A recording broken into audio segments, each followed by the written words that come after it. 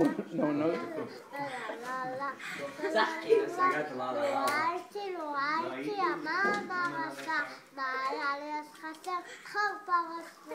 Chorbarosh. Because we talked about 127 midinot of Achashverosh, and they were in the diaspora. That we should have some sort of connection between a diaspora community to Purim in general, or life in general. Anyway, I was thinking sort of like on a klali basis. I was looking at the pasuk in the Megillah that talked about when Haman was talking to Achashverosh, and he says, Yeshno am echad mifuzar ve'mifurad mibein kol amim. Thank you. And they don't follow all the things that you do. Datim shonot. Anyway, so I was thinking about being mifuzar mifurad, and I was thinking how basically this is really what the case was during the time of Shushan, and it's also the case today. That even though there's a big portion of Am Yisrael in certain places, in the U.S. and France and Israel. No, I'm talking about in the Golan. Russia. There's a promo now, which is a 7-minute promo. How much are you? I couldn't even get in there. And I got a while to go. Some of the things that these pilots say on the promo just mamash hit exactly psukim in the Megillah. Esther, one of the most powerful psukim in the Megillah is when Esther goes to Achashverosh and she cries and she says to him, Echacha uchal v'ra'iti ba'ovdan moladiti. Echa uchal v'ra'iti ba'ra'ash asher yimtza et avi v'echacha uchal v'ra'iti ba'ovdan moladiti. So some of the words that these pilots said were just mamash. Sounded like they're coming straight from Esther's mouth. They're saying, they came, the Jews were coming, the small country, the small country, it wasn't a country yet, but the people of Israel, the remnants of the Holocaust, they're coming and they're asking for help, so how could we not go and help and fly the planes? And also, Mordechai says to Esther, she says that, Mi yodea im le'etz kazot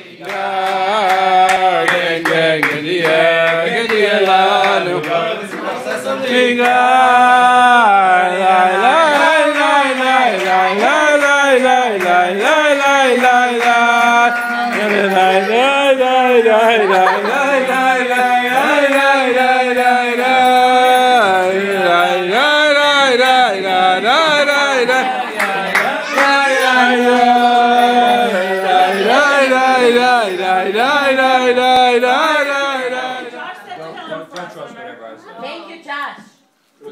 Josh, you must have been in a very holy community in a diaspora. He was Mifuzar Mifurad. He was Mifuzar Mifurad. That's a good point. Say to Helen in, what's it called? In Cleveland. Cleveland Academy. Yeah, we should get out of class to go see. That's a step ahead of Skokie Yeshiva, I gotta tell you. Taylor. So we are constantly, a lot of them are trying to kill us, but God watches over us. That's true. And the miracle of the daily life of Thank God for God. Chaim Tovim L'Shalom. Hi. Josh is eating his trifle as his l'chaim. L'chaim. Tamar. Trifle. Thank God for God. Thank God for God. Okay. And Uncle Joe? And Uncle Joe. Uncle Joe. L'chaim to Uncle Joe.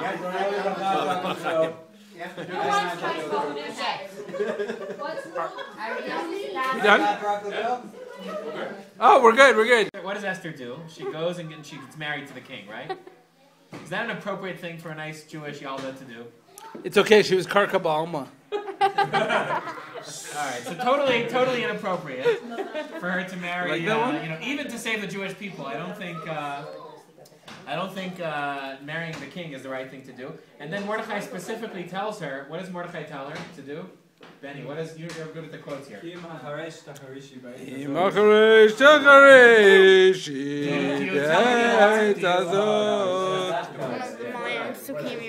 from the Megillah. It says, don't tell your... Yeah, I said the don't tell people. I meant it in a different safa. Esther lo megala et amav et moladata kimoshe. There you go. Right. So, Still I'm gonna get it. you know, Something along those lines. and this is, you know, I don't know, but this seems to me like the makor for why the rest of us wear masks on and costumes on Purim. That we are many of us, and I think many of us are similar in that we. Throughout our daily lives, we put on different masks with different people. And when we drink a little bit, Benny, when we drink a little bit, L'chaim, so drinking a little bit. On the one hand, Wait, if you're going to say drinking a little bit, it should be l'chaim to I'm Josh. gonna hold it. Where's Josh? Josh, L'chaim to Josh, we're drinking a little bit. Want me to hold it while you're drinking? so when we drink a little bit, and even more when we drink a lot, Benny. L'chaim to Benny. L'chaim. So we on the one hand conceal ourselves, on the other hand we reveal a different part of ourselves. And so I give a blessing to you and me and all of us. That's what Rabbi Shlomo used to say. That this year should be a year of revelation. Amen.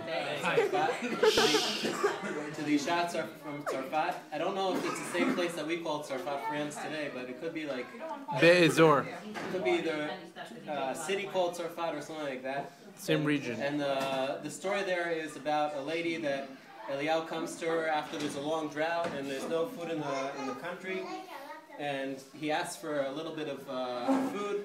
And she says, all I have is a cup of kemach and a little bit of oil in my cod, and we're going to eat this today, and we're going to die. And it was a very pessimistic kind of thought. And also we find in the Megillah, there's a lot of like pessimistic times and eras. And Mordechai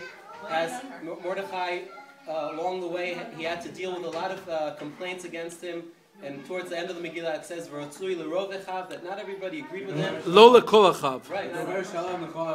Right. And people said to him, "Why aren't you bowing down? Like, what's the big deal? You're endangering your whole country and your whole nation. Your whole nation. Why aren't you bowing down to Haman? What's the big deal?" So we're doing the same thing. And Mordechai stood on his principles. Thank you. And he didn't bow down. And there's a short story. Because I mentioned France.